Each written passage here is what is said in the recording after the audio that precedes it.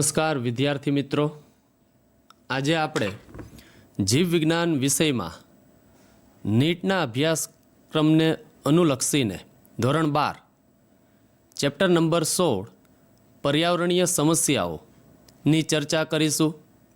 આ ચેપ્ટરની અંદર સૌપ્રથમ પ્રદૂષકો કોને કહેવાય, પ્રદૂષણ કોને કહેવાય, ત્યારબાદ હવાનું પ્રદૂષણ કઈ રીતે ફેલાય છે, ભૂમિનું પ્રદૂષણ, જલ પ્રદૂષણ કઈ રીતે ફેલાય, ત્યારબાદ સુપોષકતાકરણ, જૈવિક વિશાલન અને એસિડ વર્ષા જેવા ટોપિકોની ચર્ચા કરીશું। એની સાથે સાથે ગ્રીન હાઉસ અસર અને ઓઝોન સ્તરમાં વિઘટનના તબક્કાઓનો અભ્યાસ કરશું આપણે। અને આ ચેપ્ટર 16 પર્યાવરણીય સમસ્યા યુનિટ 10 નીટનું યુનિટ 10ની અંદર પરિસ્થિતિ વિદ્યા અને પર્યાવરણમાં સમાવેશ થાય। આ યુનિટની અંદર કુલ 4 ચેપ્ટર છે, ધોરણ 12ના 13 થી 16 ચેપ્ટર, જેમાંથી લગભગ નીટની અંદર 8 થી 10 MCQ આવે, એટલે આ ચેપ્ટરમાં ખાસ ભાર આપવાનો। પર્યાવરણીય સમસ્યા, એની સાથે સાથે નિવસન તંત્ર, સજીવો અને વસ્તી અને જૈવ વિવિધતા, આ 4 ચેપ્ટર યુનિટ 10માં આવે છે અને 8 થી 10 MCQ એમાંથી આવે છે। ચાલો હવે આપણે જોશું ટેલિટોપ ઉપર સૌપ્રથમ પ્રદૂષકો કોને કહેવાય। પહેલાં તો પૃથ્વી ઉપર જેમ જેમ માનવ વસ્તી વધારો વધતો જ ગયો છે, તેમ તેમ જીવાવરણમાં હાનિકારક દ્રવ્યોનો જથ્થો પણ વધતો ગયો। માનવ વસ્તી વધારો ખૂબ જ ઝડપથી વધી રહ્યો છે। હવે એમાં સૌ પ્રથમ વાત કરીએ પ્રદૂષકો કોને કહેશું, તો કે જીવાવરણમાં સજીવોને હાનિકારક નીવડે એવા દ્રવ્યોને પ્રદૂષક તરીકે ઓળખશું। એટલે કે જીવાવરણની અંદર સજીવને નુકસાન જે કરે છે એ દ્રવ્યોને પ્રદૂષક તરીકે ઓળખવાનું। અને પ્રદૂષણ કોને કહેશું, તો કે હવા, જમીન અને પાણી અથવા ભૂમિમાં થતા કોઈ પણ અનિચ્છનીય ભૌતિક, રાસાયણિક અથવા જૈવિક ફેરફારને પ્રદૂષણ તરીકે ઓળખશું। આ બંનેમાં યાદ રાખવાનું, પ્રદૂષકો આવે તો જીવાવરણમાં સજીવને હાનિકારક નીવડે એવા દ્રવ્યો એ પ્રદૂષકો તરીકે ઓળખાય। પ્રદૂષણ તો એ હવા, પાણી, જમીન, ભૂમિ અથવા તો કોઈ પણ અનિચ્છનીય ભૌતિક હોય, રાસાયણિક હોય અથવા તો જૈવિક ફેરફાર થતા હોય તેને પ્રદૂષણ તરીકે ઓળખશું। હવે આ પ્રદૂષણને માટેના કાયદાઓ પણ રચાયેલા છે, જેમ કે પર્યાવરણીય પ્રદૂષણને નિયંત્રિત કરવા માટે ભારત સરકારે ધી એન્વાયરમેન્ટ એક્ટ 1986માં પસાર કરવામાં આવ્યો। ત્યારબાદ ધી વોટર એક્ટ 1974માં, ધી એર એક્ટ હવાના કાયદો 1981માં અને ત્યારબાદ હવાના એક્ટ એર એક્ટમાં સુધારો કરી 1987ની અંદર ઘોંઘાટના પ્રદૂષણને પણ તેમાં સમાવેશ કરી લેવામાં આવ્યો। એટલે ઘોંઘાટના પ્રદૂષણને ત્યારબાદ ધી એર એક્ટની અંદર જ સમાવેશ કરવામાં આવ્યો અને એ કાયદો 1987માં રજૂ થયો। ચાલો હવે આપણે સ્લાઇડ જોશું। સૌપ્રથમ હવાના પ્રદૂષણની ચર્ચા કરીશું। હવાનું પ્રદૂષણ, હવે શ્વસનની જરૂરિયાત માટે આપણે દરેક સજીવો હવા ઉપર આધાર રાખીએ છીએ। દરેક સજીવો, હવાનું પ્રદૂષણ દરેક સજીવને નુકસાન પહોંચાડે છે। તે વનસ્પતિની વૃદ્ધિ પણ અટકાવે, હવાના પ્રદૂષણને કારણે પાક ઉત્પાદન પણ ઓછું કરે અને વનસ્પતિ પુખ્ત થતાં પહેલાં મૃત્યુ પામે છે હવાના પ્રદૂષણને કારણે। હવાનું પ્રદૂષણ પ્રાણીના શ્વસન તંત્ર ઉપર પણ ભયંકર અસરો કરે છે। હવાના પ્રદૂષણને કારણે શ્વાસોશ્વાસને થતા રોગો ખાસ જોવા મળે। હવે તેની હાનિકારક અસરનો આધાર પ્રદૂષણની સાંદ્રતા ઉપર, કેટલા સમય માટે અને સજીવ ઉપર હોય છે। હવે હવાના પ્રદૂષણના મુખ્ય 2 સ્ત્રોતો છે। પહેલું કુદરતી હવાઈ પ્રદૂષકો એટલે કે નૈસર્ગિક હવાઈ પ્રદૂષકો અને બીજું માનવ પ્રેરિત પ્રદૂષકો। હવે નૈસર્ગિક હવાઈ પ્રદૂષકોમાં હવામાં તરતા રજકણ, એની સાથે સાથે વનસ્પતિની પરાગરજ, ધુમાડો અને લાવા ફાટવાથી પતરાતા દ્રવ્યો ગણાવી શકીએ એમાં। હવે તમે અહીંયા અવલોકન કરેલું જ હશે કે કોઈ નવા વિસ્તારની અંદર તમે પ્રવેશો અથવા તો વેકેશનની અંદર તમે ફરવા જાઓ છો કોઈ નવી જગ્યાએ, તો ત્યાં તમને એલર્જી, ખાસ કરીને છીંક આવે, શરદી, ખાંસી, તો એ સમજવાનું કે ત્યાં રહેલી વનસ્પતિની પરાગરજને કારણે એ થયેલું છે. એટલે કે આ બધા જ નૈસર્ગિક હવાઈ પ્રદૂષકો એટલે કે કુદરતી હવાઈ પ્રદૂષકો તરીકે ગણી શકીએ. હવામાં તરતા રજકણ, વનસ્પતિની પરાગરજ, ધુમાડો અને લાવા પાટવાથી પથરાતા દ્રવ્યો. બીજું માનવ પ્રેરિત પ્રદૂષકો, એના માટે જવાબદાર આપણે જ છીએ. હવાના પ્રદૂષણના ઘણા બધા સ્ત્રોત છે, પરંતુ ઉડીને આંખે વળગે તેવા બે મુખ્ય સ્ત્રોત, એક તો અશ્મિ બળતણ અને બીજું વાહનોનો ધુમાડો. હવે માનવ પ્રેરિત સ્ત્રોતોમાં ઔદ્યોગિક સંસ્થાઓની ચીમનીઓમાંથી નીકળતા દ્રવ્યો એક ગણાવી શકીએ પહેલાં, બીજું થર્મલ પાવર સ્ટેશનો, ત્રીજું વાહનો અને ગૃહ વપરાશ ગણાવી શકાય. હવે કેટલાક ઉદ્યોગો હવાના પ્રદૂષણ માટે મહત્ત્વના સ્ત્રોત બની રહે છે, ખાસ કરીને પેટ્રોલિયમ રિફાઇનરીઓ અને ફર્ટિલાઇઝર ફેક્ટરીઓ હવામાં NO2 અને SO2ના પ્રદૂષણ માટે જવાબદાર. ખાસ આ યાદ રાખવાનું કે પેટ્રોલિયમ રિફાઇનરી અને ફર્ટિલાઇઝર ફેક્ટરીઓ શેના પ્રદૂષણ માટે જવાબદાર, તો કે NO2 અને SO2ના. એ સિવાય ધાતુ ગાળતા ઉદ્યોગ, કાગળની મિલો, ખાંડના કારખાનાઓ, રૂ અને કાપડ ઉત્પાદકો એકમો, એ સિવાય રબરની ફેક્ટરીઓ વગેરે હવાના પ્રદૂષણના મુખ્ય સ્ત્રોત તરીકે ગણી શકીએ. અને સિમેન્ટ ફેક્ટરી, પથ્થરની કોરી તથા એસ્બેસ્ટોસ ઉદ્યોગોને પણ આપણે પ્રદૂષણ પ્રેરે છે, જે માનવ પ્રેરિત જ છે. એસ્બેસ્ટોસ રેસાથી એસ્બેસ્ટોસિસ રોગ અને ખાસ કરીને સિમેન્ટ ફેક્ટરી, પથ્થરની કોરી, સિલિકાઓ, જે સિલિકોસિસ રોગ માટે જવાબદાર છે. હવે આ આપણે વાત કરી હવાના પ્રદૂષણના મુખ્ય બે સ્ત્રોતની. હવે હવાના પ્રદૂષણનું નિયંત્રણ કઈ રીતે કરી શકીએ એની ચર્ચાઓ કરીએ. ખાસ કરીને થર્મલ પાવર પ્લાન્ટની ચીમનીઓમાંથી, ધાતુ ગાળતા ઉદ્યોગમાંથી અને ઇન્ડસ્ટ્રીઝ ઉદ્યોગોમાંથી હવામાં કણમય કે વાયુ સ્વરૂપે પ્રદૂષકો સતત દિવસે દિવસે ઉમેરાય જ છે. હવે આ પ્રદૂષકોમાં નુકસાન ન કરે તેવા નાઇટ્રોજન અને ઓક્સિજન પણ હોય છે. આવા પ્રદૂષકોને અલગ કરવા પડે અથવા તો ગાળવા પડે. હવે પ્રદૂષિત હવાને આવા ઉદ્યોગોમાંથી બહાર કાઢતા પહેલાં તેને શુદ્ધિકરણ કરવું જરૂરી. હવે તેના માટે વિવિધ પદ્ધતિઓ છે, જેમાં સૌથી વધુ પ્રચલિત અને ઉપયોગી પદ્ધતિઓ નીચે મુજબની, જેની આપણે ચર્ચાઓ કરીએ. ખાસ એ યાદ રાખવાની. પહેલી, ઇલેક્ટ્રોસ્ટેટિક પ્રેસિપેટર્સ, સૌથી વધુ પ્રચલિત અને ઉપયોગી પદ્ધતિ. ઇલેક્ટ્રોસ્ટેટિક પ્રેસિપેટર્સ જે થર્મલ પાવર પ્લાન્ટમાંથી ઉત્પન્ન થતા ધુમાડામાં રહેલા 99% કણમય પ્રદૂષકોને દૂર કરે છે. આ ખાસ યાદ રાખજો વિદ્યાર્થી મિત્રો કે થર્મલ પાવર પ્લાન્ટમાંથી ઉત્પન્ન થતો ધુમાડો ને દૂર કરવા માટે ઉપયોગી પદ્ધતિ તો કે ઇલેક્ટ્રોસ્ટેટિક પ્રેસિપેટર્સ, જે 99% કણમય પ્રદૂષકોને દૂર કરે છે. હવે તેમાં ઇલેક્ટ્રોડ્સ, વાયર હોય છે, જેને હજારો વોલ્ટથી નિયંત્રિત કરેલા હોય છે, જેને લીધે કોરોના તેજમય વલય રચાય અને જેમાંથી ઇલેક્ટ્રોન મુક્ત થાય છે. નીચે એની આકૃતિ પણ છે ઇલેક્ટ્રોસ્ટેટિક પ્રેસિપેટર્સની, એ આપણે જોશું. આ ઇલેક્ટ્રોન પ્રદૂષકો કે જે કણમય છે તેને ઋણ વીજભારિત બનાવે છે અને તેમાં સંગ્રાહક પ્લેટ અંદર ગોઠવેલી હોય છે અને જેમાં ઋણ વીજભારિત રજકણો આકર્ષાય છે અને પ્લેટ સાથે ચોંટી જાય છે. અને બે પ્લેટો વચ્ચે હવાનો વેગ ધીમો હોવો જોઈએ કે જેથી ધૂળના રજકણો નીચે આવી શકે, એટલે કે અવસાદન થઈ શકે. અવક્ષેપ દૂર કરવા પ્રેસિપેટર્સ એટલે તો કે પ્રદૂષણ જે રહેલું છે, ધુમાડો, એમાં રહેલું અવક્ષેપનને દૂર કરવાની પદ્ધતિ એટલે ઇલેક્ટ્રોસ્ટેટિક પ્રેસિપેટર્સ, જેની આકૃતિ નીચે આપેલી જ છે. બીજું સ્ક્રબર્સ પદ્ધતિ વાયુમય પ્રદૂષકો જેવા કે સલ્ફર ડાયોક્સાઇડને દૂર કરવા માટેની પદ્ધતિ છે.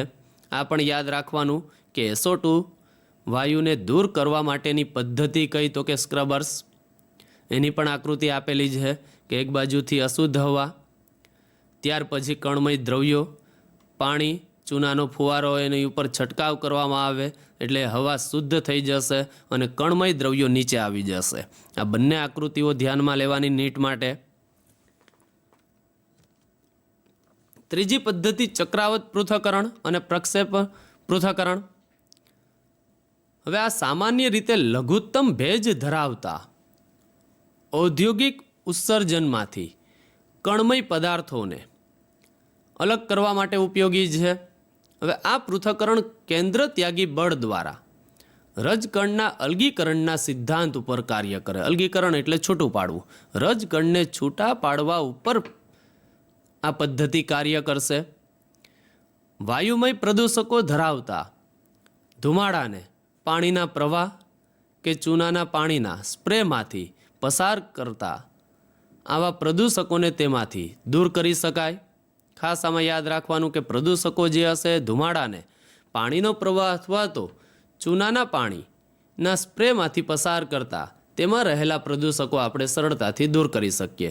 જે વધુ નાના કણ છે કે જેને આવા પ્રેસિપિટેટર્સ દૂર કરી શકતા નથી તે ખૂબ જ ભયજનક હોય આપણા માટે. હવે ત્યારબાદ central pollution control board CPCB મુજબ 2.5 માઇક્રોમીટર કે તેનાથી પણ નાના કદના કણો માનવ સ્વાસ્થ્યને ખૂબ જ મોટું નુકસાન કરવા માટે સક્ષમ છે. આ પણ યાદ રાખવાનું, કદ એનું 2.5 માઇક્રોમીટર કે તેના કરતાં પણ નાના કદના જે હવાના પ્રદૂષકો છે એ માનવ સ્વાસ્થ્ય માટે ખૂબ જ મોટું નુકસાનકારક છે. હવે આવા કણો શ્વસન માર્ગમાં ઊંડે પહોંચે છે અને શ્વસન તંત્રને નુકસાન પહોંચાડે છે, જેને કારણે સોજો આવે છે અને ફેફસાને નુકસાન થાય છે. શરીરની અંદર દાહક અસર અનુભવાય, ઉત્તેજનાઓ અને અકાળે વ્યક્તિનું મૃત્યુ પણ થઈ શકે. હવે મેટ્રો મોટા શહેરોમાં વાહન વ્યવહારે હવાનું પ્રદૂષણનું મુખ્ય કારણ. હવાના પ્રદૂષણ માટે સૌથી વધારે પરિબળ જો જવાબદાર હોય તો એ વાહનોનું ધુમાડો. વાહનોની સંખ્યા વધવાથી આ સમસ્યા અને અન્ય શહેરોમાં પણ વધવા લાગી છે. વાહનોની સુયોગ્ય જાળવણી અને શીશા મુક્ત પેટ્રોલ કે ડીઝલનો ઉપયોગ કરવાથી બહાર નીકળતા પ્રદૂષકોને ઘટાડી શકાય છે. હવે કેટેલાઇટિક કન્વર્ટરમાં કેટેલિસ્ટ તરીકે કિંમતી ધાતુ જેવી કે પેલેડિયમ, પ્લેટિનિયમ, રોડિયમનો ઉપયોગ ઉદ્દીપક તરીકે થાય છે. હવે આ કેટેલાઇટિક કન્વર્ટરને વાહનોના એન્જિનમાં ફિટ કરવામાં આવે છે અને વાહનોમાંથી નીકળતા ઝેરી વાયુના પ્રમાણને ઘટાડે છે. આ કેટેલાઇટિક કન્વર્ટર ખાસ યાદ રાખવાનું ઉદ્દીપક તરીકે કાર્ય કરે અને એમાં કિંમતી ધાતુ જેવી કે પેલેડિયમ, પ્લેટિનિયમ અને રોડિયમનો ઉપયોગ ઉદ્દીપક તરીકે થાય અને વાહનોના એન્જિનમાં એ કેટેલાઇટિક કન્વર્ટરને ફિટ કરવાથી ઝેરી વાયુના પ્રમાણમાં આપણે ઘટાડો કરી શકીએ. જ્યારે કેટેલાઇટિક કન્વર્ટરમાંથી ધુમાડો પસાર થાય છે ત્યારે અપૂર્ણ દહન પામેલો હાઇડ્રોકાર્બન પાણી અને CO2માં રૂપાંતર પામે છે. પહેલું સમીકરણ જો HC એટલે કાર્બન ડાયોક્સાઇડ પ્લસ પાણીમાં એ રૂપાંતર થઈ જાય. તેમજ કાર્બન મોનોક્સાઇડનું કાર્બન ડાયોક્સાઇડ અને નાઇટ્રિક ઓક્સાઇડનું નાઇટ્રોજન વાયુમાં રૂપાંતર પામે છે, જે વાતાવરણમાં ઉમેરાતા વાતાવરણ પ્રદૂષિત થતું અટકે છે. એટલે કેટેલાઇટિક કન્વર્ટર ખૂબ જ ઉપયોગી છે. વાહનોના એન્જિનમાં ફિટ કરાવવું જરૂરી. અને કેટેલાઇટિક કન્વર્ટરયુક્ત વાહનો શીશા મુક્ત લેડ પેટ્રોલનો ઉપયોગ કરવો જોઈએ, કારણ કે પેટ્રોલમાં રહેલું લેડ શીશુથી ઉદ્દીપક નિષ્ક્રિય થાય છે. હવે સમીકરણ જો હાઇડ્રોકાર્બન HC એટલે CO2 પ્લસ પાણીમાં રૂપાંતર થશે. કાર્બન મોનોક્સાઇડ કેટેલાઇટિક કન્વર્ટરને કારણે CO2 વાયુમાં રૂપાંતર થશે અને એનો કેટેલાઇટિક કન્વર્ટરને કારણે નાઇટ્રોજન વાયુમાં રૂપાંતર પામશે. એટલે વાહનોની અંદર કેટેલાઇટિક કન્વર્ટર વાહનોના એન્જિનમાં ફિટ કરાવવું જરૂરી. તો વાતાવરણની અંદર આપણે ઝેરી વાયુના પ્રમાણમાં ખૂબ જ ઘટાડો કરી શકીએ અને હવાનું પ્રદૂષણ પણ ઘટી શકે. હવે વાત કરીએ ઘોંઘાટ આ વાત કરી આપણે હવાના પ્રદૂષણની. હવે આપણે ઘોંઘાટ વિશે જોઈએ તો 1981માં ભારતમાં હવા એક્ટ અસ્તિત્વમાં આવ્યો. તેમાં 1987માં ફેરફાર થયો અને અવાજ ઘોંઘાટને એક હવાઈ પ્રદૂષક તરીકે તેને સમાવવામાં આવ્યું.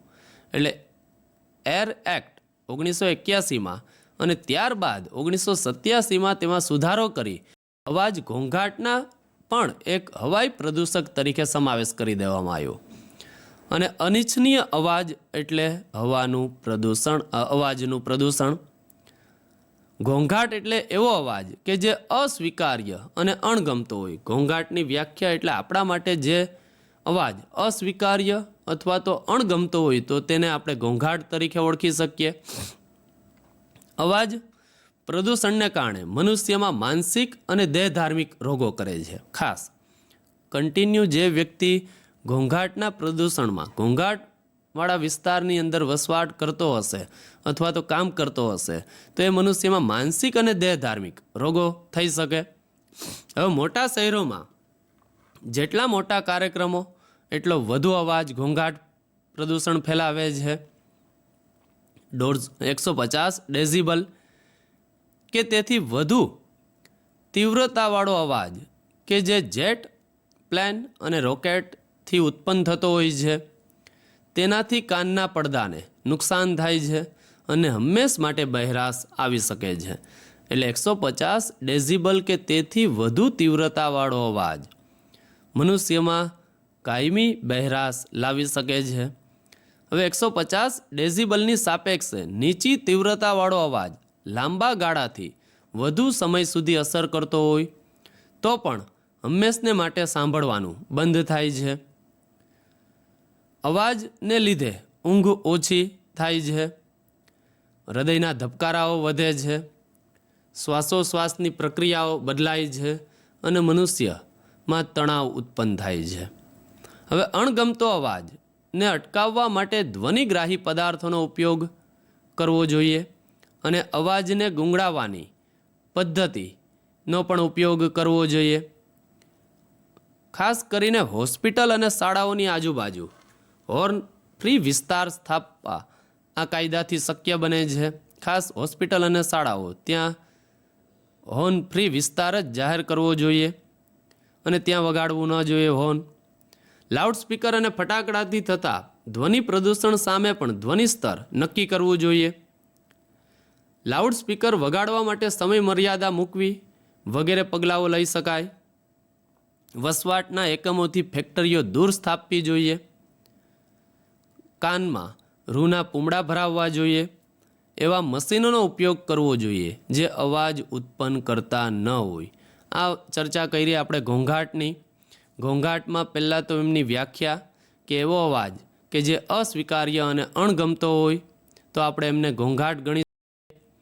ત્યારબાદ 1981ની અંદર હવાના પ્રદૂષણની અંદર જ 1987માં સુધારો કરી ઘોંઘાટના પ્રદૂષણને પણ એની સાથે ગણી લેવામાં આવ્યું અને 150 ડેસિબલ કે તેથી વધુ તીવ્રતાવાળો અવાજ માનવ માટે નુકસાનકારક છે અને એને ઘટાડવા માટેના ઉપાયોની જે ચર્ચા કરી તેને પણ ધ્યાનમાં લેવા જોઈએ તો અવાજના પ્રદૂષણને આપણે ઘટાડી શકીએ. ચાલો ત્યારબાદ આપણે ચર્ચા કરીશું વાહનોથી થતા હવાઈ પ્રદૂષણનું નિયંત્રણ. ખાસ આ ટોપિક તૈયાર કરવાનો દિલ્હીનો એક અભ્યાસ છે, એનસીઆરટીમાં છે જ આ, કે દિલ્હીમાં ગુજરાત અને પશ્ચિમ બંગાળ બંનેની કુલ મોટર કાર કરતાં પણ વધુ કાર છે. 1990માં વિશ્વના કુલ 41 સૌથી વધુ પ્રદૂષિત શહેરોમાં દિલ્હી ચોથા નંબરનું શહેર હતું અને દિલ્હીમાં પ્રદૂષણનો પ્રશ્ન એટલો ગંભીર હતો કે તેની સામે સુપ્રીમ કોર્ટમાં PIL દાખલ કરવામાં આવી હતી અને સુપ્રીમ કોર્ટ કડક પગલાં લીધા અને સરકારને આદેશ આપેલો કે ચોક્કસ સમયગાળામાં તેનું નિયંત્રણ કરવું અને બધા જ પબ્લિક ટ્રાન્સપોર્ટમાં વપરાતા ડીઝલથી ચાલતી બસ, સરકારી વાહનોને CNGમાં બદલાવવા. અત્યારે મોસ્ટ ઓફ ત્યાં CNGનો ઉપયોગ વધી ગયેલો છે.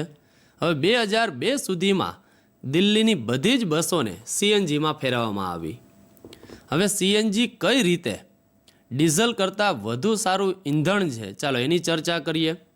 સીએનજી કાર્યક્ષમ રીતે દહન પામે, સંપૂર્ણ દહન પામે. પેટ્રોલ કે ડીઝલ આ રીતે સંપૂર્ણ દહન પામી શકતું નથી. બીજું, સીએનજીનો મોટર કારમાં ખૂબ ઓછી માત્રામાં દહન ન પામેલો ભાગ બાકી રહે છે. ત્રીજું, પેટ્રોલ અને ડીઝલ કરતાં સીએનજી સસ્તો છે. ચોથું, સીએનજી હવા કરતાં હલકો છે અને સીએનજીનો નળીનો ઉપયોગ કરી ટાંકીમાંથી ચોરી પણ કરી શકાતો નથી. સીએનજીમાં ભેળસેળ પણ થઈ શકતી નથી અને સીએનજી એ કાર્સિનોજેનિક પણ નથી. કાર્સિનોજેનિક એટલે કેન્સરજનક કારકો એમાં કોઈ રહેલા નથી, એટલે નુકસાનકારક નથી. હવે સીએનજી માટેની મુખ્ય સમસ્યાઓમાં દરેક જગ્યાએ તેને પહોંચાડવા માટે નંખાતી પાઇપલાઇન, તેના માટેના પંપ તથા ખલેલ વગર સતત તેને પહોંચતો કરવો તે છે. આ એક સમસ્યા રહેલી છે.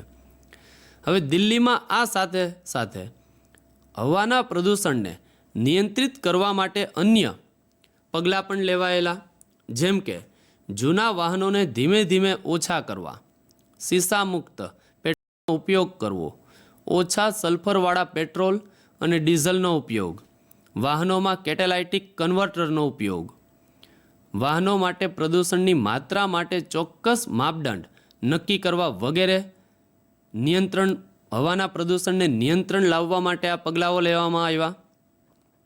ઈંધણ તરીકે વપરાતા પેટ્રોલ અને ડીઝલમાં સતત સલ્ફર અને ગંધયુક્ત દ્રવ્યો ઓછા થાય તે માટે સખત માપદંડ રાખવામાં આવેલ છે. દાખલા તરીકે યુરો 3 માપદંડ મુજબ ડીઝલમાં 350 ppm અને પેટ્રોલમાં 150 ppm પાર્ટ પર મિલિયન.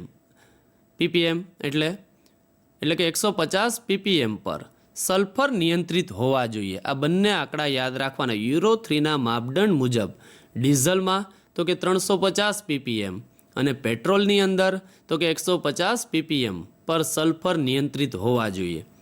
હવે એરોમેટિક હાઇડ્રોકાર્બન 42% તે ઈંધણમાં નિયંત્રિત હોવા જોઈએ અને મુખ્ય ધ્યેય સલ્ફરને 50 ppm સુધી લાવવાનો હતો, જેથી 35% સ્તર નીચે આવે.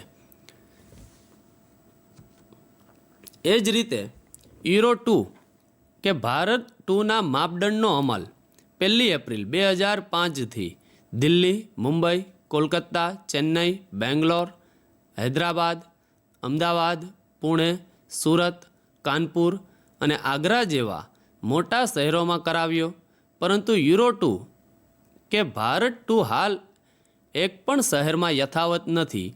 એ જ રીતે યુરો 3ના માપદંડ અને તેનું વધુ ધારણ કરેલું નામ ભારત 3નો અમલ 1 એપ્રિલ 2005થી 11 મોટા શહેરોમાં કરાવવામાં આવ્યો અને 11 મહાનગરોમાં યુરો 4 કે ભારત 4ના માપદંડ 1 એપ્રિલ 2010થી લાગુ કરવામાં આવ્યા. હવે સમગ્ર ભારતમાં ભારત 3ના માપદંડ 2010થી લાગુ પાડવામાં આવ્યા. હાલ માસ ઇમિશન સ્ટાન્ડર્ડના માપદંડ નીચે મુજબના છે, જે યાદ રાખવાના. પહેલું, વાહનોનો પ્રકાર તો કે 4 વ્હીલર. નિયમો તો કે ભારત 3 કે યુરો 3. કયા શહેરોમાં તો કે 2010થી સમગ્ર દેશમાં લાગુ પાડવામાં આવ્યો છે. ત્યારબાદ 2, 4 વ્હીલર માટે નિયમો તો કે ભારત 4 કે યુરો 4.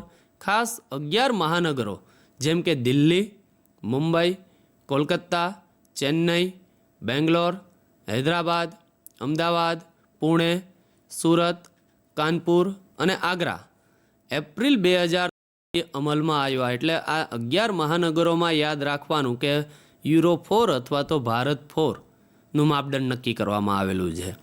3 વ્હીલર માટે 3 નંબર ઉપર 3 વ્હીલર માટે ભારત 3 કે યુરો 3 અને લાગુ પાડવામાં આવ્યા 2010થી સમગ્ર દેશની અંદર. અને વાહનોના પ્રકારની અંદર 4 નંબર તો કે 2 વ્હીલર. નિયમો તો કે ભારત 3 કે યુરો 3 અને 2000 દેશથી સમગ્ર દેશમાં એ લાગુ પાડવામાં આવ્યા. આમાંથી ખાસ ભારત 3 અને કે અથવા તો યુરો 3 તો 2010થી સમગ્ર દેશમાં લાગુ પાડવામાં આવ્યા. ભારત 4 કે યુરો 4, તો કે 11 મહાનગરો, એ 11 મહાનગરોના નામ તમારે યાદ રાખવાના. એમસીક્યુમાં એ પૂછાઈ શકે, યુરો 4 અથવા તો ભારત 4. હવે આ પ્રયત્નોને લીધે દિલ્હીની હવાની ગુણવત્તામાં જરૂરિયાત પ્રમાણે સુધારો થયેલો છે અને દિલ્હીમાં 1997થી 2005ના સમયગાળા દરમિયાન CO2 અને SO2ના પ્રમાણમાં ઘટાડો નોંધાયેલો છે. ચાલો, ત્યારબાદ હવે આપણે ચર્ચા કરીશું સુપોષકતાકરણ. પહેલાં તો સુપોષકતાકરણ એટલે શું? તો કે જલજ વસવાટમાં પોષણ પ્રાપ્તિની સુલભતા. જલજ વસવાટ એટલે પાણીવાળી જગ્યા, તળાવની અંદર પોષણ મળી રહે તો એ સુપોષકતાકરણ તરીકે ઓળખી શકીએ આપણે. હવે જ્યારે પાણીમાં વિવિધ કાર્બનિક અને અકાર્બનિક દ્રવ્યોનો ઉમેરો થાય છે ત્યારે તેમાં પોષક દ્રવ્યોની પ્રાપ્તિનું પ્રમાણ વધતું જાય છે. ખાસ કરીને સુપોષકતાકરણમાં વધારો ક્યારે થાય? તો કે સુએજ, ફર્ટિલાઇઝર, પ્રાણીઓના મળ તેમજ ડિટર્જન્ટ દ્રવ્યો પાણીમાં ઉમેરાય છે ત્યારે એમોનિયા, નાઇટ્રેટ, નાઇટ્રાઇટ તથા ફોસ્ફરસનું પ્રમાણ વધતું જાય છે. તેથી સૂક્ષ્મજીવો અને જલજ વનસ્પતિને વૃદ્ધિને ઉત્તેજન મળે છે. હવે ખાસ કરીને લીલ અને તેમાં પણ નીલ હરિત લીલ BGA, બ્લુ ગ્રીન આલ્ગીમાં લગભગ વસ્તી વિસ્ફોટ થાય, જેથી પાણી ઉપર બધી જ જગ્યાએ લીલ વધુ વિકસે પાંગરે છે. હવે તેઓ પાણીની સમગ્ર સપાટી ઉપર છવાઈ જાય છે. દુર્ગંધ તેમજ સ્વાદ ખરાબ કરતા દ્રવ્યો સર્જે છે, જેને કારણે ઘણી માછલીઓ નાશ પામે. એનું મેઇન રીઝન અંદર પાણીની અંદર રહેલી માછલીઓને પૂરતા પ્રમાણમાં O2 પ્રાપ્ત થતો નથી. હવે પોષક દ્રવ્યોનું વધતું પ્રમાણ અનેક પ્રકારની જલજ વનસ્પતિની વૃદ્ધિને ઉત્તેજે છે. દાખલા તરીકે વોટર આયન્થિસ, આઇક્રોનિયા ક્રેસિપિસ, જે વિશ્વની સૌથી મોટી જટિલ સમસ્યા જલ્ય નિંદામણ તરીકે ઓળખાય અને ટેરર ઓફ બેંગાલ તરીકે પણ એ ઓળખાય. ખાસ એ નામ યાદ રાખવાનું, વોટર આયન્થિસ અથવા આઇકોનિયા ક્રેસિપિસ, ટેરર ઓફ બેંગાલ તરીકે. હવે તેની વૃદ્ધિ વિપુલ પ્રમાણમાં સુપોષકતા જળ સ્ત્રોતોમાં થાય છે. હવે વર્ષો પછી રેતીના કણો, સિલ્ટ અને કાર્બનિક કાટમાળ ભરાતા, એ પાણીની અંદર રેતીના કણો ભરાશે, કાટમાળ ભરાતા જળાશયો ધીમે ધીમે છીછરા બનતા જાય અને અંતે તે જમીનમાં ફેરવાઈ જાય છે. હવે આબોહવાને આધારે, તળાવોના કદને આધારે અને બીજા ઘટકોને આધારે કુદરતી જીવનગાળો વર્ષો સુધીનો હોય છે ત્યાં. આમ છતાં મનુષ્યની ક્રિયાવિધિઓ જેવી કે ઉદ્યોગો, ઘરમાંથી ભેગા થતા કચરાને લીધે પ્રદૂષકો વાતકર્યની ક્રિયા પ્રેરે છે અને આ ક્રિયાવિધિને આપણે સંવર્ધિત અથવા તો પ્રવેગિત સુપોષકતાકરણ તરીકે પણ ઓળખી શકીએ. હવે પેટ્રોલિયમ, પેપર ઉદ્યોગો, ધાતુનું નિષ્કર્ષણ, પ્રોસેસિંગ એકમોમાંથી આવતા પ્રદૂષિત પાણીમાં ઝેરી દ્રવ્યો અને ભારે ધાતુઓ હોય છે, જેવી કે મર્ક્યુરી, કેડમિયમ, કોપર, લેડ વગેરે, અને વિવિધ કાર્બનિક સંયોજનો પણ એમાં રહેલા હોય છે. હવે ચર્ચા કરીશું જૈવિક વિશાલનની. હવે ઉદ્યોગોમાંથી, હમણાં જે આપણે કોપર, લેડની વાત કરેલી, એ ઉદ્યોગોમાંથી નીકળતા ઔદ્યોગિક કચરા જેવી કે પેટ્રોલિયમ, પેપરનું નિર્માણ, ધાતુનું નિષ્કર્ષણ, તેનું પ્રોસેસિંગ, રાસાયણિક બનાવટો વગેરે અવારનવાર ઝેરી ઘટકો ધરાવતા હોય છે, જે જૈવ અવિઘટનીય છે. હવે બે પ્રકારના પ્રદૂષકો હોય છે, એક જૈવ વિઘટનીય અને બીજું જૈવ અવિઘટનીય.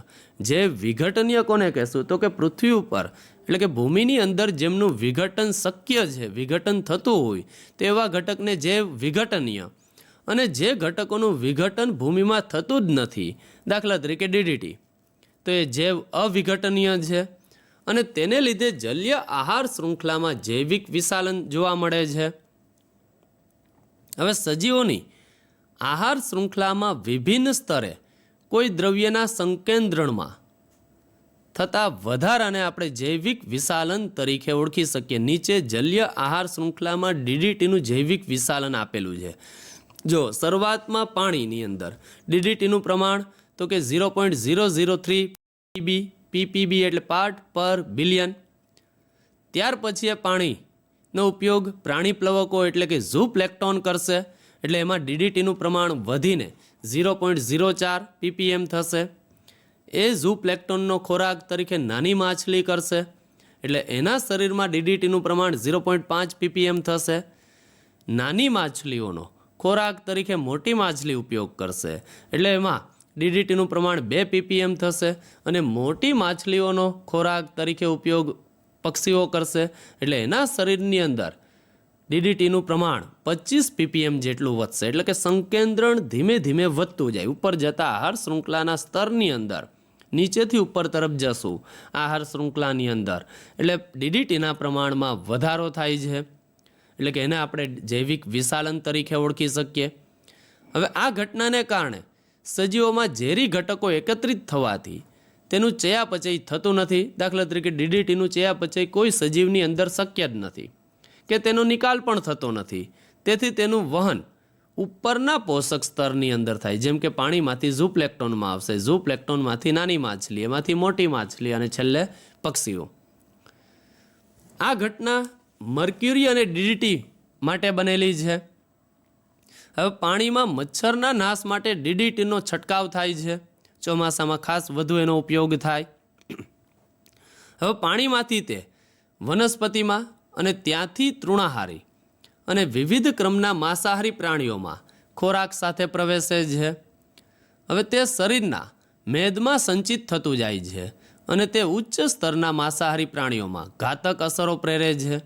આકૃતિની આપણે હમણાં ચર્ચા કરી કે 25 પીપીએમ ઉપરના સ્તર પક્ષી સુધી, નીચે 0.003થી પાણીમાંથી ઝૂ પ્લેક્ટોનમાં 0.04થી લઈ નાની માછલીમાં 0.5, મોટી માછલીમાં 2 પીપીએમ અને માછલી ખાનાર પક્ષીની અંદર 25 પીપીએમ જૈવિક વિશાલન પહોંચી જાય છે. હવે ડીડીટી પક્ષીઓમાં કેલ્શિયમના ચયાપચયમાં પણ ખલેલ પહોંચાડે અને પક્ષીઓના ઈંડામાંનું આવરણ કવચ પાતળું બનાવે છે, જેને કારણે ઈંડું વહેલું તૂટે છે અને બાળ પ્રાણીનું મૃત્યુ થાય છે. આ ખાસ યાદ રાખવાનું. ડીડીટી પક્ષીઓમાં તો કે કેલ્શિયમના ચયાપચયમાં ખલેલ પહોંચાડે, એની સાથે સાથે પક્ષીના ઈંડામાંનું આવરણ પાતળું બનાવે છે, જેને કારણે ઈંડું વહેલું તૂટે છે અને બાળ પ્રાણીનું મૃત્યુ પણ થાય છે. તેથી પક્ષીઓની સંખ્યા ઘટતી જાય છે. દાખલા તરીકે પેલિકન અને ફાલ્કન, જેમાં ડીડીટીનું પ્રમાણ દિવસે દિવસે વધારો થાય છે.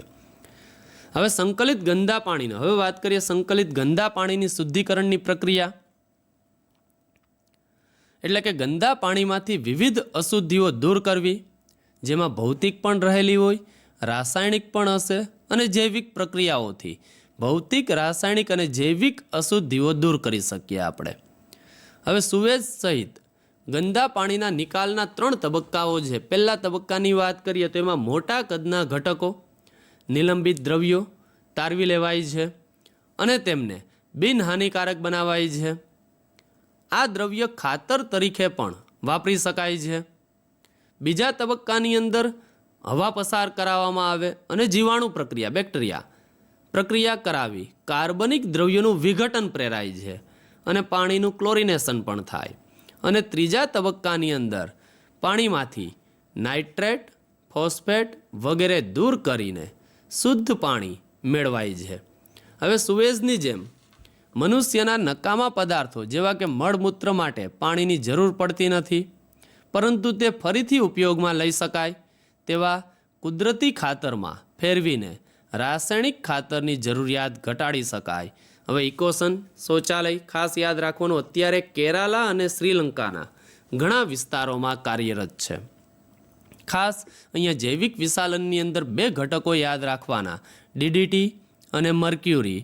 અને જૈવિક વિશાલન કોને કહેવાય તો કે સજીવની આહાર શૃંખલાની અંદર વિભિન્ન સ્તરે કોઈ દ્રવ્યના સંકેન્દ્રણમાં વધારાને જૈવિક વિશાલન તરીકે ઓળખશું.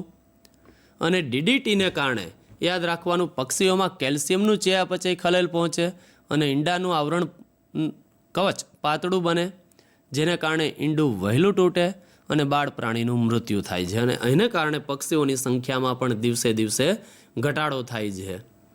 ચાલો ત્યારબાદ સુપોષકતાકરણ, હમણાં જે આગળ આપણે વાત કરી એ જ પણ એનસીઆરટીમાં એક આ ટોપિક આપેલો છે કે તળાવ જલીય વસવાટની ફળદ્રુપતા વધવાથી વનસ્પતિ પ્રાણીઓ અને સકાર્બનિક ઘટકો વધે છે. એ બધા જ ધીમે ધીમે તળાવ કે નદી કે સરોવરની અંદર તળિયે એકઠા થાય. વર્ષો બાદ તળાવ છીછરું અને હુંફાળું થોડુંક ગરમ બને છે. તેથી પહેલાં ઠંડા ચોખ્ખા પાણીના સજીવો માટે હવે તે પ્રતિકૂળ બને. હવે કળણ માર્સ વનસ્પતિઓ પોતાના મૂળ પ્રસ્થાપિત કરે અને વધવાનું શરૂ કરે છે અને અંતમાં સમગ્ર તળાવ તરતી વનસ્પતિથી ભરાઈ જાય અને ત્યારબાદ ભૂમિમાં પરિણમે. એટલે એક સમયનું જે તળાવ હતું એ ભૂમિમાં પરિણમે. શું? પોષકતાકરણ, પોષક દ્રવ્યોની પ્રાપ્તિને કારણે. અને વર્ષો પછી રેતીના કણ અને કાર્બનિક ઘટકો ભરાતા જળાશયો છીછરા બનતા જાય અને અંતે તે જમીનમાં ફેરવાય છે. હવે એમાં ખાસ આબોહવાને આધારે, તળાવોના કદને આધારે અને બીજા ઘટકોને આધારે કુદરતી જીવનગાળો વર્ષો સુધી હોય છે. આમ છતાં મનુષ્યની ક્રિયાવિધિ જેવા કે ઉદ્યોગ અને ઘરમાંથી ભેગા થતા કચરાને લીધે પ્રદૂષકોની વાત કરી એની ક્રિયાઓ પણ પ્રેરે. આ ક્રિયાને આપણે આગળ પણ વાત કરી, પ્રવેગિત સુપોષકતાકરણ તરીકે ઓળખાય. ખાસ વિદ્યુત ઉત્પાદન કરતા એકમોમાંથી નીકળતા પાણી થર્મલ વોટર વેસ્ટ ધરાવે છે, જે સજીવો વધુ તાપમાન પ્રત્યે સંવેદનશીલ છે તેનો નાશ પણ થાય છે. આવું ગરમ પાણી ખૂબ વધુ ઠંડુ પાણી હોય ત્યાં વનસ્પતિ અને મત્સ્ય માછલીની વૃદ્ધિ પણ ઉત્તેજિત કરે છે, પરંતુ ત્યાંની સ્થાનિક વનસ્પતિ અને પ્રાણીઓને નુકસાન કરે છે. હવે સંકલિત ગંદા પાણીની સારવારનો એક અભ્યાસ આપેલો છે. ખાસ આ યાદ રાખવાનું છે કે કુદરતી અને કૃત્રિમ પ્રક્રિયાથી ઘરગથ્થુ કચરાવાળું ગંદુ પાણી હોય તેને શુદ્ધિકરણ થઈ શકે. હવે કેલિફોર્નિયાના ઉત્તરીય વિસ્તારમાં આવેલા આર્કટા ગામમાં આ મુજબની પ્રક્રિયા દ્વારા પાણીનું શુદ્ધિકરણ કરાય છે. અત્યારે હમ્બોલ્ટ સ્ટેટ યુનિવર્સિટીના જીવ વિજ્ઞાનીઓની સાથે મળીને ત્યાંની સ્થાનિક લોકોએ આવી સંકલિત ગંદા પાણીની સારવારની પ્રક્રિયા વિકસાવેલી છે. આ શુદ્ધિકરણ 2 તબક્કામાં થાય છે. પહેલું પરંપરાગત અવસાદન, ગાળણ અને ત્યારબાદ ક્લોરીન સારવાર અપાય. અને આ તબક્કા પછી ઘણા બધા પ્રદૂષકો જેવા કે ઓગળેલી ઘાતક ભારે ધાતુઓ હજુ તેમાં હોય છે, તેને પહોંચી વળવા એક નવો અભિગમ વિચારવામાં આવ્યો. જીવ વિજ્ઞાનીઓએ 6 સંકલિત માર્સ ભૂમિઓ, પાણીથી તરબોળ કળણવાળી ભૂમિ એક સાથે 60 હેક્ટરમાં આ પ્રયોગ કરેલો એમણે. તેમાં યોગ્ય વનસ્પતિઓ, લીલ, ફૂગ અને બેક્ટેરિયા ઉછેર્યા. એ ભૂમિની અંદર પાણીથી તરબોળ ભૂમિ હતી, એમાં લીલ, ફૂગ, બેક્ટેરિયાનો ઉછેર કર્યો, યોગ્ય વનસ્પતિ પણ વિકસાવી. આ સજીવો પ્રદૂષકોનું તટસ્થીકરણ કરે, તેનું શોષણ કરે અને પરિપાચન પણ કરે. તેથી સંકલિત ગંદુ પાણી તેમાંથી પસાર થતાં તે શુદ્ધ થાય, શુદ્ધિકરણ થાય. અને આ કળણ ભૂમિઓ દ્વારા અભયારણ્યનું પણ નિર્માણ થયું એ જગ્યા ઉપર, આર્કટા ગામની અંદર, જેમાં વધુ જૈવ વિવિધતાઓ હોય છે. તેમાં માછલી, પ્રાણીઓ, વનસ્પતિ અને પક્ષીઓનો પણ સમાવેશ થાય છે. અને આ પ્રોજેક્ટને સફળ બનાવવા માટે ત્યાંના સ્થાનિક લોકોનું પણ એક ગ્રુપ કાર્યરત છે. તેઓને ફ્રેન્ડ ઓફ આર્કટા માર્સ તરીકે ઓળખવામાં આવે. હવે કચરાને નાબૂદ કરવા પ્રાણીઓ પાણી પણ જોઈએ, એટલે કે ગટરનું પાણી, સિવેજ. પરંતુ જો મનુષ્યનો કચરો જેમ કે મળમૂત્ર જેવા ઉત્સર્ગ દ્રવ્યોના નિકાલ માટે પાણીની જરૂરિયાત ના રહે તો શું તમે કલ્પના કરી શકો કે એક વ્યક્તિ કેટલા પાણીનો બચાવ કરી શકે જો તે ટોયલેટમાં ફ્લશ ન કરે તો? તે હકીકતે વાસ્તવિકતા જ છે. મનુષ્યના ઉત્સર્ગ દ્રવ્યના નિકાલની આવી એક પદ્ધતિ ઇકોશન છે, જેમાં શુષ્ક ટોયલેટનો ઉપયોગ કરાય છે. અને આ એક સહેલો, વધુ કાર્યક્ષમ અને સસ્તો અને સ્વચ્છ અભિગમ કે જેના લીધે ખાતર પણ પ્રાપ્ત થાય છે આપણને. એટલે આ એક પદ્ધતિ યાદ રાખવાની. કેલિફોર્નિયાના ઉત્તરીય વિસ્તારમાં આર્કટા ગામમાં પ્રયોગ થયેલો હમ્બોલ્ટ સ્ટેટ યુનિવર્સિટીના વૈજ્ઞાનિકો અને ત્યાંના સ્થાનિક લોકોએ ભેગા થઈ અને આ પ્રક્રિયાઓ કરાવેલી. ચાલો, ત્યારબાદ પ્લાસ્ટિક કચરાના નિકાલનો ઉપાય. ખાસ અત્યારે દિવસે દિવસે પ્લાસ્ટિક કચરો વધતો જાય છે અને જે જૈવ અવિઘટનીય છે, જેમનું વિઘટન પૃથ્વી ઉપર ભૂમિમાં શક્ય નથી. હવે એની એક અભ્યાસ થયેલો, એની ચર્ચા કરીએ. એકઠા થતા પ્લાસ્ટિક વેસ્ટની વધતી જતી મુશ્કેલી સમસ્યાનો ઉત્તમ ઉપાય પ્લાસ્ટિકનું ઉત્પાદન કરતી બેંગ્લોરની કંપનીએ શોધી કાઢેલો છે. 57 વર્ષના અહેમદ ખાન 20 વર્ષથી પ્લાસ્ટિકની કોથળીનું ઉત્પાદન કરતા હતા. 8 વર્ષ પહેલાં તેને સમજાયું કે પ્લાસ્ટિક કચરો મોટી સમસ્યા છે. તેની કંપનીએ આ પ્લાસ્ટિકમાંથી એકદમ ઝીણો પાવડર બનાવ્યો જેને પોલીબ્લેન્ડ કહે છે. હવે બેંગ્લોરમાં આરવી એન્જિનિયરિંગ કોલેજ અને બેંગ્લોર શહેર કોર્પોરેશન સાથે સાઠગાંઠ કરી કોણે અહેમદ ખાને અને પોલીબ્લેન્ડને બિટુમેન સાથે ભેળવી ડામર રોડ બનાવ્યો. એટલે પ્લાસ્ટિક એક કચરો જે હતો જે અવિઘટનીય હતો એ રોડમાં ડામર રોડ બનાવવાની અંદર વપરાવા લાગ્યો. હવે પોલીબ્લેન્ડ ડામરની પાણીથી દૂર રહેવાની ક્ષમતા વધારો કરે છે. તેથી આ રીતે બનેલ ડામર રોડ પાણી શોષતો નથી અને રોડનું આયુષ્ય પણ લાંબુ થાય અને આપણને ડામરથી પણ સસ્તો એ રોડ પડે છે. પહેલાં 40 પૈસે એટલે કે 0.40 રૂપિયા 1 kgના પ્લાસ્ટિક વીણવાવાળા વ્યક્તિ માણસોને આપતા હતા. હવે અહેમદ ખાન તેને 1 kgના 6 રૂપિયા આપે છે અને 2002 સુધીમાં આ ખાનની તકનિકના ઉપયોગથી 40 કિલોમીટર રોડ બેંગ્લોરમાં બનાવવામાં આવેલો. આ દરે પોલીબ્લેન્ડ બનાવવા માટે બેંગ્લોરમાં પ્લાસ્ટિક કચરાની અછત પણ ઊભી કરશે. એટલે આ એક ખાસ યાદ રાખવાનું, પ્લાસ્ટિક કચરાનો નિકાલનો ઉપાયનો એક અભ્યાસ 57 વર્ષીય અહેમદ ખાને રજૂ કરેલો છે અને અત્યારે બેંગ્લોરમાં કાર્યરત જ છે. ચાલો ત્યાર પછી ગુણાત્મક પ્રદૂષકો. હવે આ પદાર્થો પર્યાવરણમાં હોતા નથી પરંતુ મનુષ્યની પ્રવૃત્તિ દ્વારા તેને પર્યાવરણમાં ઉમેરવામાં આવે છે. દાખલા તરીકે ફૂગનાશકો, નીંદણનાશકો, 2,4-D નીંદણનાશક તરીકે વધારાનું ઘાસ પાકની અંદર જે ઉત્પન્ન થાય છે એને દૂર કરવા માટે 2,4-Dનો ઉપયોગ થાય. DDT વગેરે એ ગુણાત્મક પ્રદૂષકો છે. પ્રાકૃતિક પ્રદૂષકો કુદરતી સ્ત્રોત જેવા કે ઢોર, ડાંગરના ખેતરમાંથી નીકળતો મિથેન તથા જંગલની આગ વગેરે ગણી શકીએ. નકારાત્મક પ્રદૂષકો ભૂમિની ઉત્પાદકતા ગુમાવે છે. દાખલા તરીકે વધુ પડતું ચરાણ કરવામાં આવે, ભૂમિનું ધોવાણ થતું હોય, ચોક્કસ સ્થળે ઇચ્છનીય પદાર્થોને દૂર કરવા અથવા તેમની ગેરહાજરી દ્વારા ભૂમિ તેની ઉત્પાદકતા ગુમાવે છે. હકારાત્મક પ્રદૂષકોની વાત કરીએ તો ખોટી જગ્યાએ અનિચ્છનીય પદાર્થોની હાજરી અથવા તેનો ઉમેરો ભૂમિની ફળદ્રુપતા ઘટાડે છે. દાખલા તરીકે જૈવિક ખાતરનો વધુ પડતો ઉપયોગ નકામા પદાર્થોનું ભૂમિનું પુરાણ કરે છે. બિંદુ સ્ત્રોત પ્રદૂષણની વાત કરીએ, જ્યાં ચોક્કસ જગ્યાએ બહિર્સ્ત્રાવ જોવા મળે છે તો તેમને બિંદુ સ્ત્રોત તરીકે ઓળખી શકાય. દાખલા તરીકે ફેક્ટરીના કચરાનો બહાર નીકળવાનો માર્ગ અને નગરપાલિકાની ગટરો. હવે પ્રાથમિક પ્રદૂષકો, પહેલાં 2 પ્રકારોની વાત કરીએ પ્રદૂષકોની, પ્રાથમિક અને દ્વિતીયક. કાર્બન મોનોક્સાઇડ, અપૂર્ણ દહન પામેલો hydrocarbon, 3,4 benzopyrene benzene, ethylene, NO2, SO2, SO3 ધુમાડો એ પ્રાથમિક પ્રદૂષકો છે. દ્વિતીયક તો કે ધુમ્મસ, ધુમાડો પ્લસ ધુમ્મસ, સ્મોક પ્લસ ફોગ. આ શબ્દ ડેવોક્સ દ્વારા આપવામાં આવેલો અને ધુમ્મસને રિંગલમેન પદ્ધતિ દ્વારા માપવામાં આવે છે અને 2 પ્રકાર છે એમના, ખાસ આ યાદ રાખવાનું. પહેલો પ્રકાર લોસ એન્જેલસ ધુમ્મસ અથવા પ્રકાશ રાસાયણિક ધુમ્મસ. પ્રકાશ રાસાયણિક ધુમ્મસ ખાસ કરીને શિયાળાની અંદર સૌથી વધારે દિલ્હી શહેરમાં જોવા મળે છે ભારતની અંદર.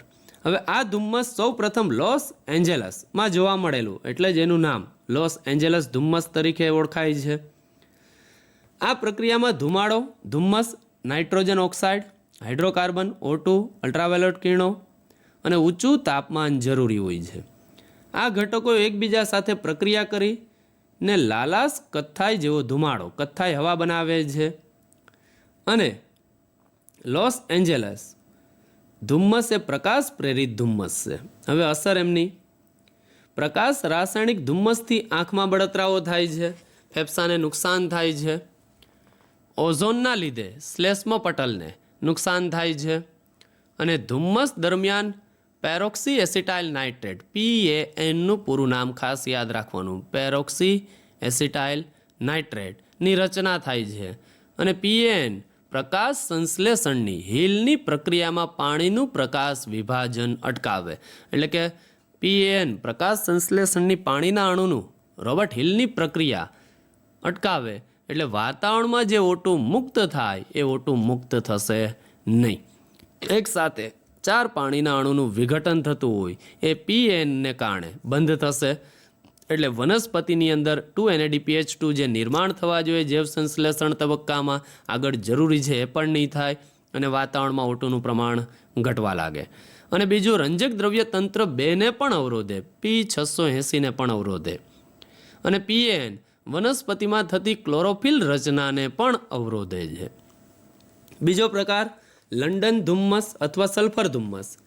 આ પ્રક્રિયા સૌ પ્રથમ લંડનમાં નિહાળવામાં આવેલી હતી. આ પ્રક્રિયામાં ધુમાડો, કોલસો, ધુમ્મસ, સલ્ફર ઓક્સાઇડ અને નીચું તાપમાન જરૂરી હોય છે. આ ઘટકો એકબીજા સાથે પ્રક્રિયા કરીને H2SO4ની બાષ્પ ધુમ્મસ બનાવે છે. તેને લંડન ધુમ્મસ તરીકે ઓળખવામાં આવે. એમની અસરની વાત કરીએ તો ધુમ્મસ સાથે H2SO4ની બાષ્પને શ્વાસમાં લેતા 1952માં લંડનમાં 4000 લોકો મૃત્યુ પામેલા. આ વાત કરી આપણે દ્વિતીયક પ્રદૂષક ધુમ્મસના 2 પ્રકારો. પહેલો પ્રકાર લોસ એન્જેલસ ધુમ્મસ અથવા પ્રકાશ રાસાયણિક ધુમ્મસ અને બીજો પ્રકાર લંડન ધુમ્મસ અથવા તો સલ્ફર ધુમ્મસ. ત્યારબાદ એસિડ વર્ષા. રોબર્ટ ઓગસ્ટ દ્વારા આ શબ્દ આપવામાં આવેલો, યાદ રાખવાનું એ. ધુમાડાના પ્રકારે અલગ અલગ સ્ત્રોતોમાંથી NO2 અને SO2 ઉત્પન્ન થાય છે. ખાસ કરીને ફર્ટિલાઇઝર કંપનીઓ અને પેટ્રોલિયમ રિફાઇનરીઓ NO2 SO2 ઉત્પન્ન કરે અને વાતાવરણીય બાષ્પ પાણીમાં દ્રાવ્ય થઈ સલ્ફ્યુરિક એસિડ અને nitric acid H2SO4 plus HNO3 બનાવે છે. અને આ એસિડ પૃથ્વી પર વરસાદી પાણી સાથે નીચે આવે છે તો તેને આપણે એસિડ વર્ષા તરીકે ઓળખશું. ભેજયુક્ત નિષ્પેક્ષણ. જો એસિડ પૃથ્વી પર વરસાદ અને ધુમ્મસ સાથે આવે તો તેમને ભેજયુક્ત નિષ્પેક્ષણ તરીકે ઓળખાય. શુષ્ક નિષ્પેક્ષણ. જો નાઇટ્રેટ અને સલ્ફેટ દ્વારા ધનકણો એસિડ સાથે સપાટી પર જમા થાય તો એ શુષ્ક તરીકે ઓળખાય. એસિડ વર્ષા pH 5.6 યાદ રાખવાની. એસિડ વર્ષામાં H2SO4 HNO3નો ગુણોત્તર યાદ રાખવાનું 7:3 એટલે કે 70% H2SO4 હોય, 30% HNO3 હોય. અસર એની વાત કરીએ તો એસિડ વર્ષાને કારણે ભૂમિ અને પાણીની અમ્લીયતામાં વધારો થાય છે. એસિડ વર્ષાને કારણે ઐતિહાસિક પ્રતિમાઓને નુકસાન થાય છે, દાખલા તરીકે તાજમહેલ, લાલ કિલ્લો. એસિડ વર્ષાને કારણે જે રંગ ચેન્જ થાય છે. રાસાયણિક ઓક્સિજન માપ COD. તો પાણીમાં કુલ કાર્બનિક પદાર્થના જૈવ વિઘટનીય પ્લસ જૈવ અવિઘટનીય ઓક્સિડેશન માટે રસાયણ દ્વારા O2ની કુલ જરૂરિયાતને CO2 તરીકે ઓળખાય. CODની કિંમત BODની કિંમત કરતાં હંમેશા વધુ હોય છે. ચાલો ત્યાર પછી પ્રદૂષણ નિયંત્રણ એક્ટ, આ ખાસ યાદ રાખવાનું. 4-5.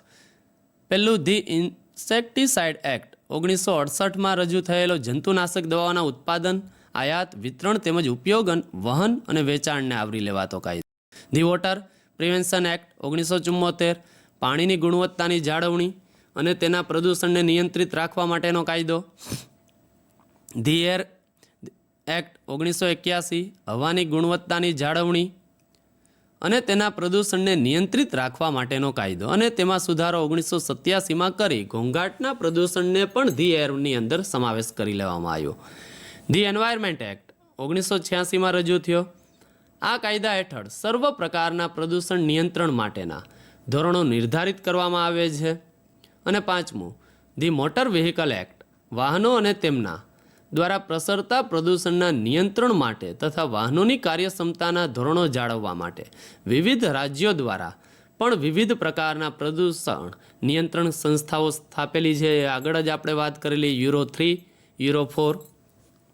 ચાલો હવે ત્યારબાદ આપણે MCQની વાત કરશું.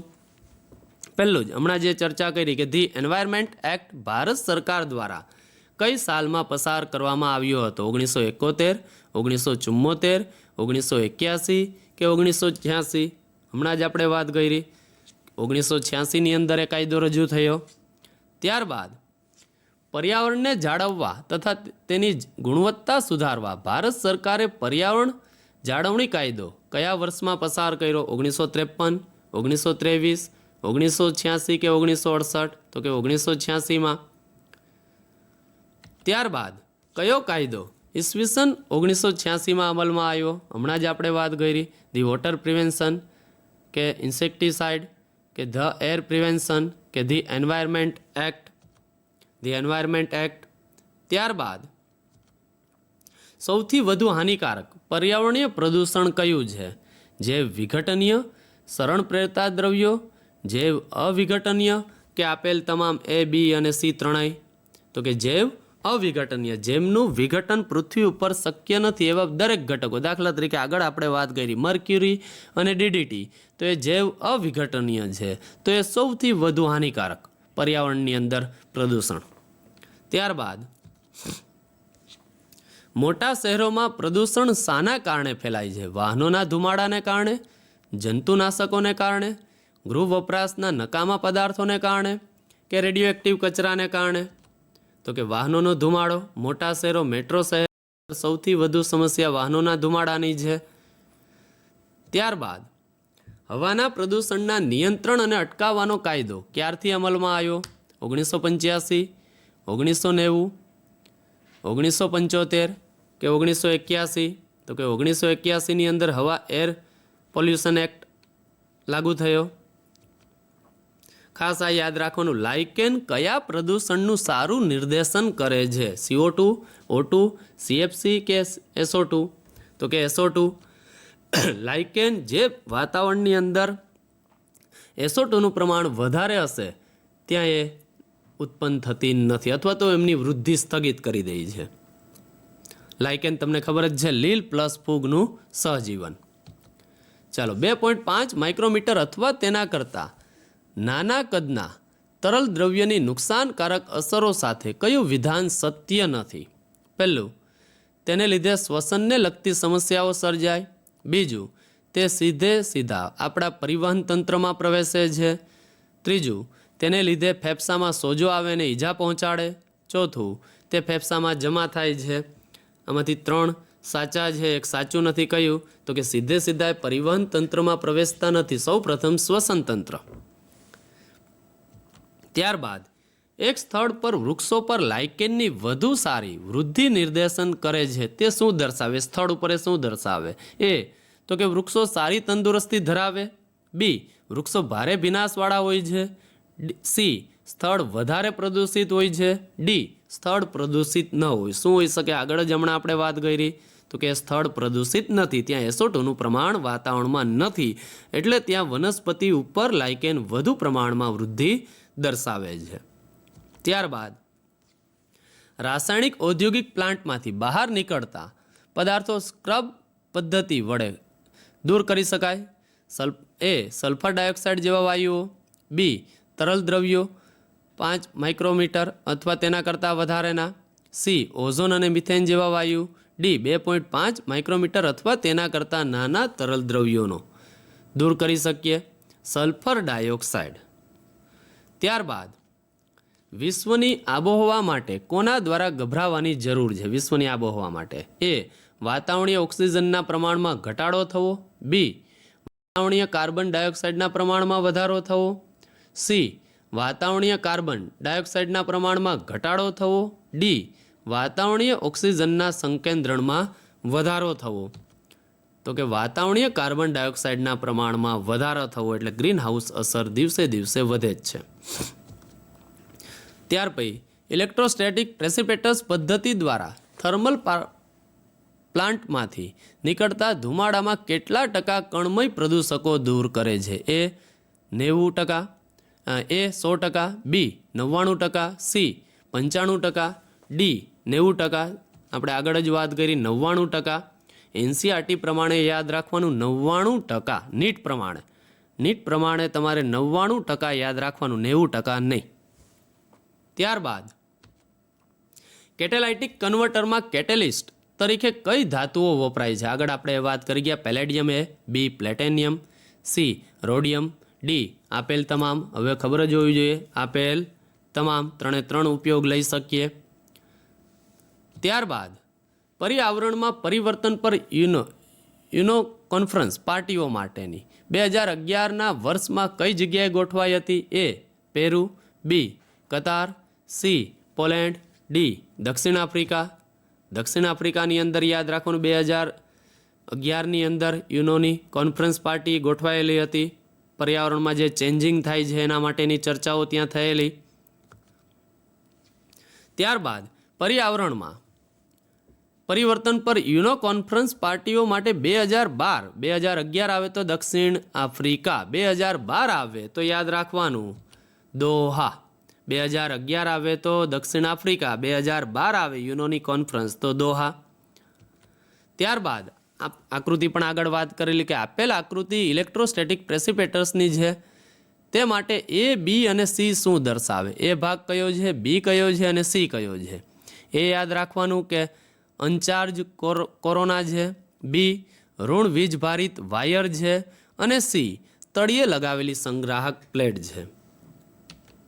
ત્યારબાદ આપેલ આકૃતિ હવાના પ્રદૂષણની અટકાવવાની પદ્ધતિ આપેલ છે, તે શેના માટેની છે?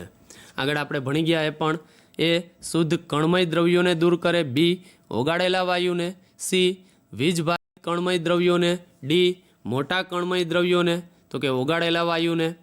કયા વાયુને? તો કે SO2 ને. ત્યારબાદ કોની અપ્રાપ્યતાને કારણે માછલીઓ મરી જાય છે? આપણે આગળ વાત કરેલી આપણે સુપોષકતાકરણની અંદર જલીય નિંદામણ, વોટર આયન્થિસ.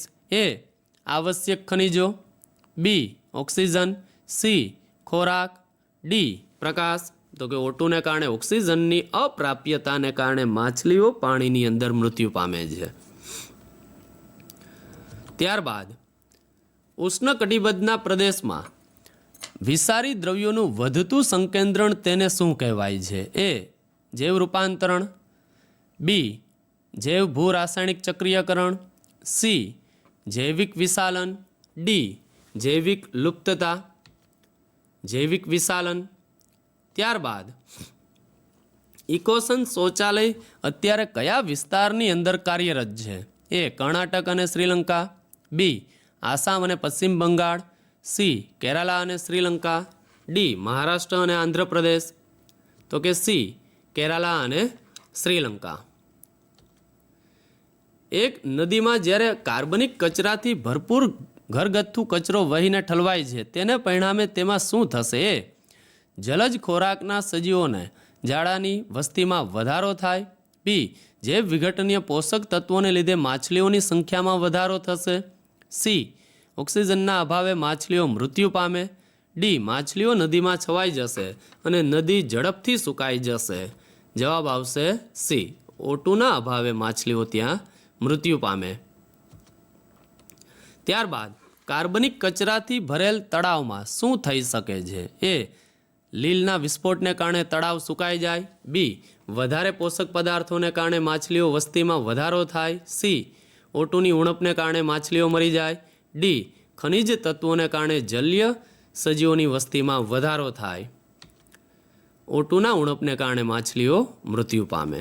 ત્યારબાદ જલીય આહાર શૃંખલામાં સૌથી વધારે DDTનું સંકેન્દ્રણ શેમાં હોય છે? એ દરિયાઈ માછલી, બી કરચલા, સી ઈલ, ડી ફાઇટોપ્લેન્ક્ટન તો કે ઈલ દરિયાઈ માછલીમાં. ત્યારબાદ સાયલેન્ટ સ્પ્રિંગ રાજા કરસનનું પ્રખ્યાત પુસ્તક કોની સાથે સંગત છે? એ વસ્તી વિસ્ફોટ, બી નિવસન તંત્રીય વ્યવસ્થાપન, સી જંતુનાશકોનું પ્રદૂષણ, ડી ધ્વનિ પ્રદૂષણ તો કે જંતુનાશકોનું પ્રદૂષણ. ખાસ યાદ રાખવાનું સાયલેન્ટ સ્પ્રિંગ. ચાલો વિદ્યાર્થી મિત્રો, આજે મેં તમને પર્યાવરણીય સમસ્યા નીટનું ચેપ્ટરની ઘણી બધી માહિતીઓ આપેલી છે. હવાના પ્રદૂષણના પ્રકારો, વાહનોથી થતા પ્રદૂષણની એક સમસ્યા, દિલ્હીનો અભ્યાસ પણ, એની સાથે સાથે ઘોંઘાટનો એક પ્રદૂષણ છે, એની સાથે સાથે જૈવિક વિશાલન અને સુપોષકતાકરણ અને પ્રદૂષણોના પ્રકારો અને વિવિધ એક્ટ પ્રદૂષકો અને પ્રદૂષણની એ પણ તમને સમજાવેલી છે. આ બધી જ માહિતીઓ તમારા માટે ઉપયોગી નીવડશે. નમસ્કાર.